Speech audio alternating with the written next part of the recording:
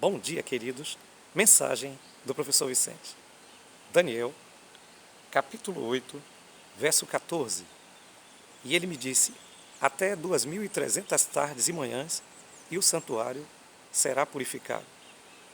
Louvado seja Deus. Estamos estudando o livro do profeta Daniel. O tema desta semana, da contaminação à purificação. Hoje, quarta-feira, a purificação do santuário. Bem querido, bem querida, talvez alguns não estejam acostumados com essa palavra, purificação. Mas já já vamos entender. Eu quero que você não se esqueça de que você pode participar conosco. Você pode adquirir o nosso guia interativo na Casa Publicadora Brasileira. Você pode também estar em contato conosco, fazendo perguntas, comentários.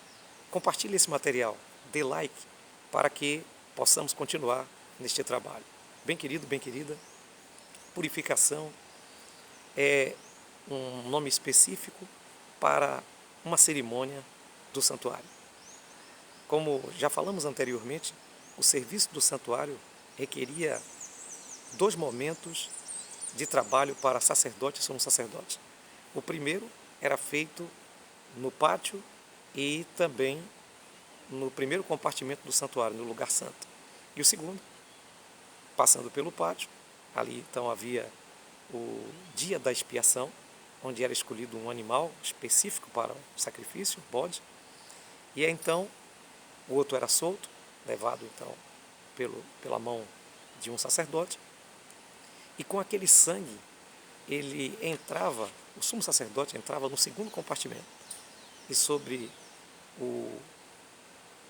a arca da aliança, né, sobre a sua tampa, onde era chamado de propiciatório, então ele ali trabalhava com o sangue, manipulava justamente o sangue daquele animal.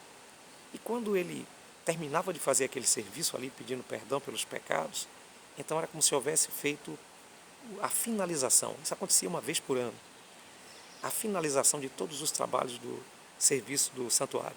E o sumo sacerdote saía daquele lugar e, quando ele saía, as pessoas estavam lá fora pedindo perdão, então acabava aquela cerimônia e aquele santuário ficava purificado dos pecados anuais que estavam ali sendo todo dia levado diante do altar. Então isso é símbolo da purificação.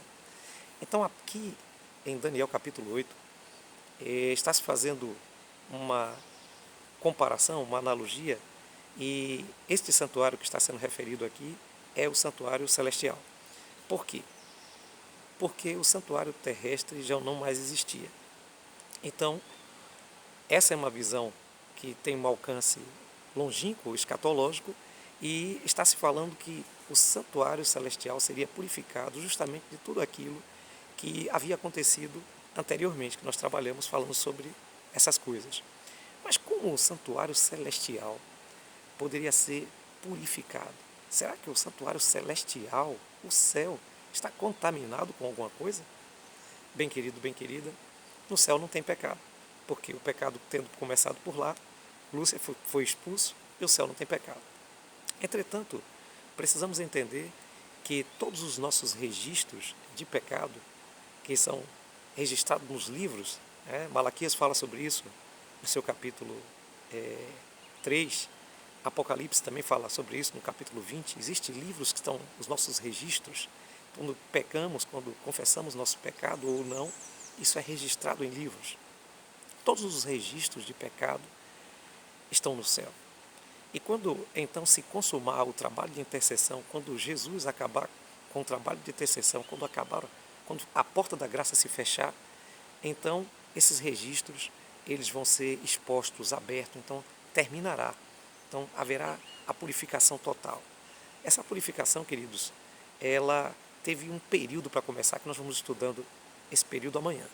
Mas, por hora, queremos entender que o dia da expiação era o dia em que o sumo sacerdote começava, ele entrava no lugar santo, no lugar santíssimo, na segunda parte do santuário, e lá ele fazia as últimas intercessões, lá ele expunha o sangue sobre o propiciatório, para que então houvesse o perdão da transgressão dos pecados. propiciatório é a tampa da arca, a arca onde estavam os 10 mandamentos. Então, o pecado é contra a lei de Deus. E ele fazia esse serviço de pedir perdão com respeito aos pecados. Bem querido, bem querida, esse era o trabalho, essa era a purificação do santuário. Quando Jesus Cristo terminar a sua intercessão no santuário celestial, então vai estar consumado o dia da purificação. E você e eu, nosso caso estará exposto. E tomara que, mediante os esforços de Jesus e a nossa entrega total, o nosso nome possa estar registrado no livro da vida do Cordeiro. Que Deus te abençoe essa manhã.